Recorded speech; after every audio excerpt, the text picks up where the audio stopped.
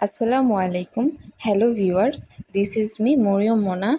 Welcome to my page Mr. and Mrs. Abra. আজকে আমি রান্না করব গরুর মাংসের কালা ভুনা, সাথে থাকবে বাদাম ভর্তা এবং ভুনা খিচুড়ি।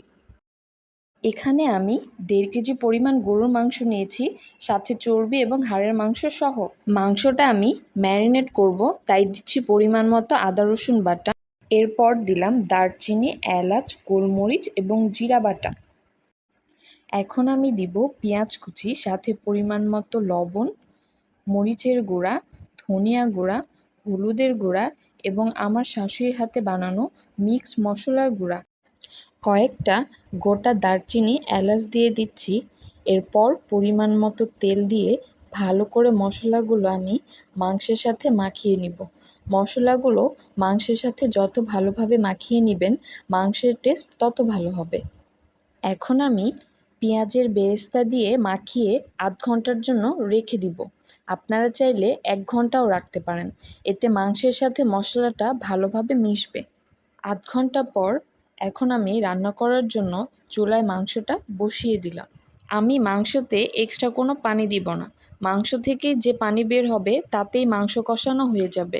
মাংসের পানিটা শুকিয়ে যখন তেল বের হয়ে আসবে, এমন অবস্থায় কালা ভুনার মশলা অ্যাড করে দিব, দিয়ে ভালোভাবে কষিয়ে নিব।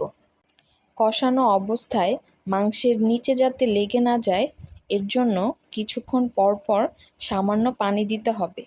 এতে কালা ভুনার মাংসের যে কালার, সেটাও চলে আসবে এবং নিচেও লেগে যাবে না। মাশাআল্লাহ, অলরেডি কালো ভুনার কালার আস্তে আস্তে চলে আসতেছে। আরও কিছুক্ষণ এভাবেই কষিয়ে নিব, কালা ভুনার কালারটা আরও সুন্দরভাবে আসার জন্য। আলহামদুলিল্লাহ, কালা ভুনার কালারটা চলে আসছে। এখন আমি বাগার দেওয়ার জন্য রসুন কুচি আর কয়েকটা শুকনো মরিচ সরিষার তেলে ভেজে নিব, দেন মাংসের উপরে ঢেলে দিয়ে কিছুক্ষণ নেড়ে নিব। আলহামদুলিল্লাহ, আলহামদুলিল্লাহ, আলহামদুলিল্লাহ, ফাইনালি ডান গরুর মাংসের কালা ভুনা। দেখতেই পাচ্ছেন কালো ভুনার কালারটা কি সুন্দর আসছে। ভুনা খিচুড়ির সাথে আমার হাজব্যান্ড বাদাম ভর্তাটা বেশ পছন্দ করে, তাই আমি এখন বাদাম ভর্তাটা তৈরি করব। এখানে কিছু পেঁয়াজ এবং কাঁচামরিচ নিয়েছি, সামান্য তেলে ভেজে নিব। পেঁয়াজের কালারটা হালকা ব্রাউন হয়ে আসার পরে আমি এটা চুলা থেকে নামিয়ে নিব। এখন আমি বাদামটাও ভেজে নিব। এরপর পেঁয়াজ, মরিচ আর বাদাম একসাথে পাটায় বেটে নিব পরিমাণ মতো লবণ দিয়ে। বাদাম ভর্তা করাটাও কমপ্লিট। এখন আমি খিচুড়ি রান্নার জন্য কড়াইতে পরিমাণ মতো তেল দিয়ে দিলাম। তেলটা গরম হয়ে আসলে তারপর দিয়ে দিলাম পরিমাণ মতো পেঁয়াজ কুচি। এখন দিব দারচিনি, এলাচ আর কয়েকটা তেজপাতা। পেঁয়াজটার কালার আসা পর্যন্ত কিছুক্ষণ ভেজে নিব। এ পর্যায়ে অ্যাড করব পরিমাণ মতো আদা রসুন বাটা। আদা রসুন বাটাটা আমি একটু তেলে ভেজে নিব, যাতে আদা রসুনের যে কাঁচা গন্ধটা সেটা যেন চলে যায়।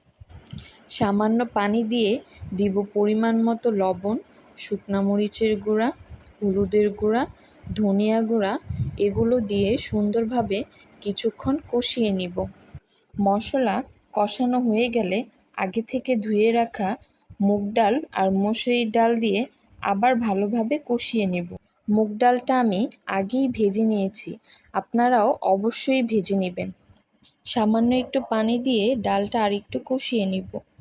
কষানো হয়ে গেছে, এখন আমি পোলার চাল অ্যাড করব।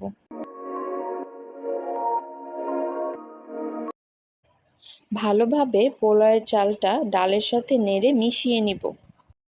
ডালের সাথে পোলাওয়ের চালটা কিছুক্ষণ কষিয়ে পরিমাণ মতো পানি দিয়ে ঢাকনা দিয়ে ঢেকে দিব। ঢাকনা দেওয়ার আগে কিছু কাঁচামরিচ অ্যাড করে দিয়েছি। খিচুড়ির পানিতে বলক চলে আসলে লবণের পরিমাণ ঠিক আছে কিনা টেস্ট করে দেখব। খিচুড়ির পানিটা টেনে আসার পর এখন আমি ভালো করে নেড়ে ঢাকনা দিয়ে ঢেকে দমে দিয়ে দিব। কিছুক্ষণ দমে রাখার পর খিচুড়িটা হয়ে গেছে। দেখতেই পাচ্ছেন খিচুড়িটা কি সুন্দর ঝরঝরা হয়েছে। আজকের মতো আমার সব কিছু রান্না কমপ্লিট। ভিডিওটা ভালো লাগলে অবশ্যই লাইক কমেন্ট করে যাবেন এবং আমার পেজটি ফলো দিয়ে রাখবেন। আল্লাহ হাফেজ।